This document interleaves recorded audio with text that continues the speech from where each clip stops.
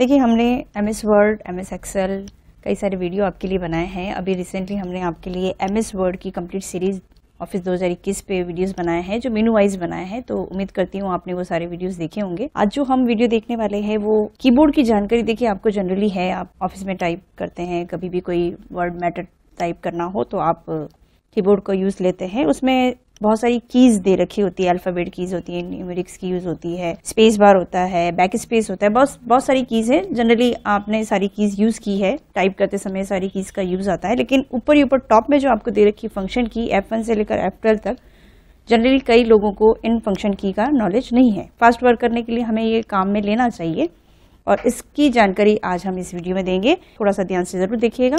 शुरू करते हैं।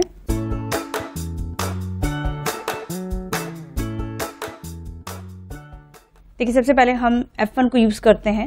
हम विंडोज़ 10 पे हैं और F1 यूज़ अगर हम यहाँ करते हैं तो देखिए आपको विंडोज़ के एरिया में जब आप यूज़ करते हैं तो आपको how to get help in Windows, यानी आप इससे कुछ हेल्प लेना चाहें तो आप हेल्प ले सकते हैं।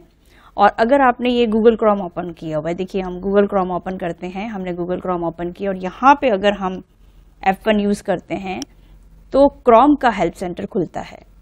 तो यानी आपको किसी भी रिलेटेड कोई जानकारी आपको लेनी है, कोई हेल्प लेनी है तो हम F1 यूज़ कर सकते हैं। यानी आपको एक हेल्प सेंटर खुल जाता है, आप उसमें हेल्प ले सकते हैं। और यही चीज़ अगर हम वर्ड में ओपन करते हैं F1 को तो राइट साइड में आपको एक हेल्प सेंटर इधर भी दिखाई देता है। यानी इसके रिलेटेड कोई जानकारी आप लेना चाहते हैं, कोई सर्च करना चाहते हैं, उससे कोई हेल्प लेना चाहते हैं तो यहाँ पे मिल जाती है। पेज लेआउट से, इंसर्ट टेक्स्ट से, पिक्चर से, सेव प्रिंट से, तो ये अलग अलग ऑप्शन आपको दिए गए हैं जो F1 को यूज़ करके हम कर सकते हैं। और अगर हम इसी जैसे वर्ड डॉक्यूमेंट हमने ओपन किया हुआ है या अपने एक्सेल ओपन किया हुआ है और हम यहाँ पे इसको कंट्रोल F1 करते हैं, कंट्रोल F1 से देखिए ये रिबन बार जो है वो हाइड हो रहा है और शो हो रहा है। कंट्रोल F1, देखिए हम कंट्रोल F1 प्रेस कर रहे हैं तो वो हाइड हो रहा है, कंट्रोल F1 प्रेस कर रहे हैं तो वो शो हो रहा है। तो रिबन बार को हाइड और शो करने के लिए भी हम F1 को यूज करते हैं, लेकिन F1 के साथ कंट्रोल और प्रेस कर देते हैं। कंट्रोल F1 से ये रिबन बार हाइड हो जाता है। नेक्स्ट है F2। F2 का यूज जो है वो बेसिकली किसी भी आइकन को रीनेम करने के लिए किया जाए। जैसे आपने कोई फाइल बना रखी है, आपने डेस्कटॉप पे रख रखी है या आपने D ड्राइव में या E ड्राइव में रख रखी है, उस फाइल का नाम, फाइल या फोल्डर का नाम चेंज करना चाहते हैं तो आप F2 प्रेस कर सकते हैं। किसी भी फाइल को सेलेक्ट करके F2 प्रेस करेंगे तो यहाँ पे आप उसका रीनेम कर सकते हैं। कोई भी हो, जैसे हमने कोई पिक्चर ले रखी है, उसका F2 करके हम उसका नाम देना चाहते हैं तो हमने यहाँ पे इसका नाम दे दिया पिक्चर। इस तरह से हम उसको रीनेम कर सकते हैं किसी भी आइकन को। और अगर यदि हम वर्ड में इसका F2 का यूज करते हैं तो इसका मतलब है ये प्रिंट प्रीव्यू आपको दिखाया जाता है। तो सिंगल F2 का यूज है रीनेम आइकन, और कंट्रोल F2 यानी आप उसका प्रिंट प्रीव्यू देख सकते हैं। फिर F3 का डायरेक्टली कोई यूज नहीं है, लेकिन वर्ड में यदि हम, जैसे हमें ये पैराग्राफ का थोड़ा केस चेंज करना है, शिफ्ट F3 हमने प्रेस किया तो देखिए इसका केस चेंज हो गया है, वो अपर केस में हो गया है। ये देखिए आपको यहाँ पे स्मॉल लेटर में सारा आ गया है, यानी लोअर केस हो गया है। वापस हमने किया तो सेंटेंस केस हो गया है। ये जनरली हमने जब मेनू वाइज जब हमने टॉपिक्स पढ़े थे तब हमने होम मेनू में यहाँ पे ये केस चेंज का ऑप्शन देखा था, जैसे sentence case, lower case, upper case, capital H पर टॉगल केस, ये देखा था। तो ये सब चीजें हम शिफ्ट F3 से भी कर सकते हैं। इसका शॉर्ट कमांड बनेगा।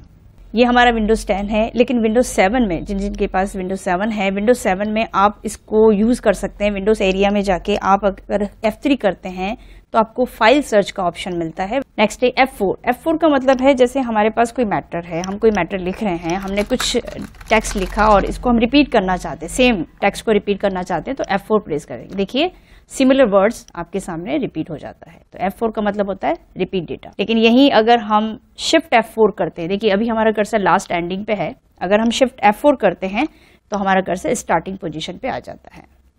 तो ये यूज होता है F4 और शिफ्ट F4। नेक्स्ट है F5। देखिए अगर हम अभी वर्ड डॉक्यूमेंट पे काम कर रहे हैं और F5 प्रेस करते हैं तो यहाँ पे गो टू डायलॉग बॉक्स खुलता है, जिसमें find, replace, go to 3 option जो दिखाई देते हैं। जनरली हमने पहले भी पढ़ा हुआ है, जब हमने होम टैब में यहाँ पे एडिटिंग ग्रुप में फाइंड, रिप्लेस देखा था। यही चीज अगर हम कमांड से यूज करना चाहते हैं तो वर्ड डॉक्यूमेंट में हम F5 प्रेस करते हैं तो गो टू डायलॉग बॉक्स खुल जाता है। लेकिन यही चीज अगर हम विंडो पर काम करते हैं और यहाँ पे जैसे हम राइट क्लिक करके रिफ्रेश करते हैं, आइकन्स को रिफ्रेश करना, वही काम F5 भी कर सकता है। यानी F5 का बेसिकली यूज किया हुआ रिफ्रेश आइकन। नेक्स्ट है F6।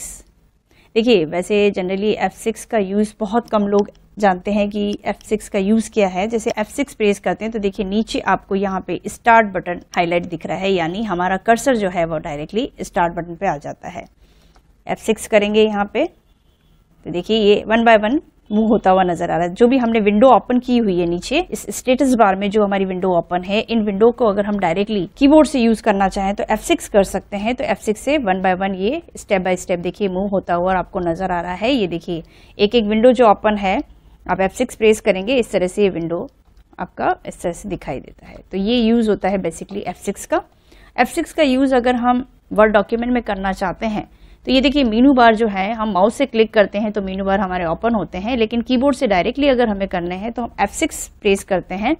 उससे क्या होगा, ये सारे मीनू बार एक्टिव हो जाते हैं। देखिए अगर हम कीबोर्ड से सारा काम करना चाहते हैं तो मीनू बार एक्टिव करने के लिए हमें F6 प्रेस करना है और उसके नीचे का एक कैरेक्टर प्रेस करना है। जैसे होम के नीचे H लिखा हुआ है, हमने H प्रेस किया तो होम मेनू के सारे फंक्शंस जो है, सारे ऑप्शन जो है वो एक्टिव हो जाते हैं। तो ये हम काम कर सकते हैं F6 से। कीबोर्ड से एस्केप करेंगे तो यहाँ वापस हम स्टेप बाय स्टेप बाहर भी आ जाते हैं। उसके बाद हम बात करते हैं F7 की। F7 का बेसिकली यूज है स्पेलिंग एंड ग्रामर। किसी भी वर्ड की स्पेलिंग अगर मिस्टेक होती है तो करेक्शन हम कर सकते हैं स्पेलिंग एंड ग्रामर से। इसका ये शॉर्ट कमांड है, लेकिन हमने ये ऑप्शन पहले रिव्यू टैब में भी देखा था स्पेलिंग एंड ग्रामर के रूप में। और शिफ्ट F7, ये तो हमने खाली F7 बात की, तो स्पेलिंग एंड ग्रामर का यूज रहता है इसका। लेकिन शिफ्ट F7 करते हैं तो थेसोरस का ऑप्शन खुलता है। रिव्यू मेनू पढ़ा था तब हमने थेसोरस के बारे में बताया था। उसी किसी वर्ड का सिमिलर वर्ड अगर हमें देखना हो, थेसोरस को हम यूज करते हैं। इसका लिंक मैं डिस्क्रिप्शन में दे दूंगी, अगर नहीं देखा है तो आप जरूर देखें, ताकि स्पेलिंग एंड ग्रामर कैसे यूज करते हैं, थेसोरस को कैसे यूज करते हैं, वो सारी चीज हम उसमें बता चुके हैं। नया पैराग्राफ टाइप कर लेते हैं। यहाँ पे हमने एक रैंड कमांड से टेक्स्ट टाइप किया और इसको हमने स्टार्टिंग पोजीशन ले लिया। अब F8 करते हैं तो एक वर्ड, फिर एक सेंटेंस, ऐसे एक पैराग्राफ, फिर आगे से आगे पैराग्राफ सेलेक्ट होता जाता है। तो F8 से हम किसी भी टेक्स्ट को सेलेक्ट कर सकते हैं, किसी भी पैराग्राफ को सेलेक्ट कर सकते हैं। और शिफ्ट F5 क्या करता है, उसी को डी सेलेक्ट करता है। जिस सीक्वेंस में वो सेलेक्ट होता है उसी सीक्वेंस में वापस डी सेलेक्ट भी होता है शिफ्ट F8 से। फिर है F9। F9 इसका यूज एक्सेल में है बेसिकली।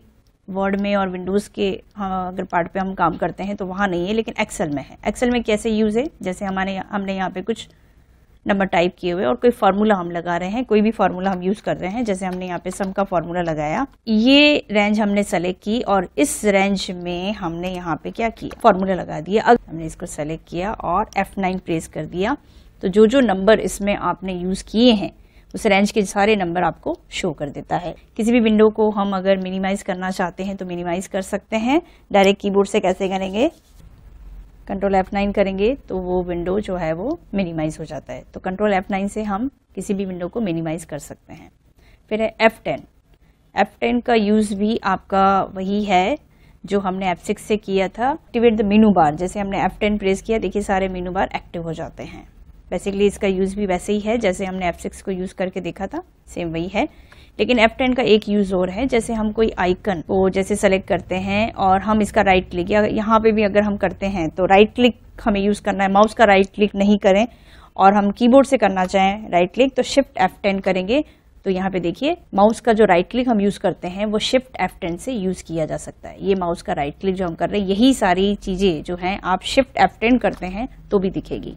और अगर कोई हमें फाइल या फोल्डर का हमें राइट क्लिक करते हैं, फाइल और फोल्डर पे अपना कर्सर रख के, तो भी हम यहाँ पे उसके रिलेटेड जो है राइट क्लिक के जो ऑप्शन होते हैं वो खुल जाते हैं।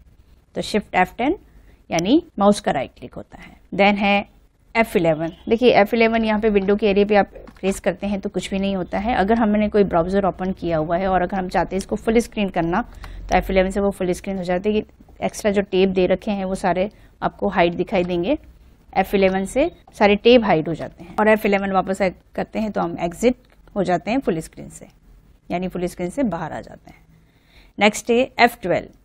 ब्राउजर में अगर हम F12 करते हैं तो क्या होता है कि उससे रिलेटेड कोई कोडिंग दे रखी होती है तो वो कोडिंग हमें दिखाई देती है। उस रिलेटेड यानी उस ब्राउजर से रिलेटेड जो भी कोडिंग है, कोडिंग लैंग्वेज है, वो हमें शो हो जाती है। और अगर हम चाहें तो इसका यूज वर्ड एक्सेल में भी कर सकते हैं, क्योंकि वर्ड एक्सेल में भी इसका यूज है। जैसे हमने कोई फाइल बना रखी है, उसको सेव कर रखा है, लेकिन हम उसको चाहते हैं कि वो डुप्लीकेट कॉपी बने, तो सेव एज कर सकते हैं। तो जनरली सेव एज आपको फाइल टैब में सेव एज मिलता है, लेकिन अगर हम इसको कीबोर्ड से शॉर्ट कमांड से यूज करना चाहें तो F12 प्रेस करेंगे तो ये सेव एज का शॉर्ट कमांड बन जाता है और आप उस फाइल को किसी अनदर नेम से आप सेव कर सकते हैं। तो ये थी हमारी जनरल जानकारी जो F1 से लेकर F12 तक है।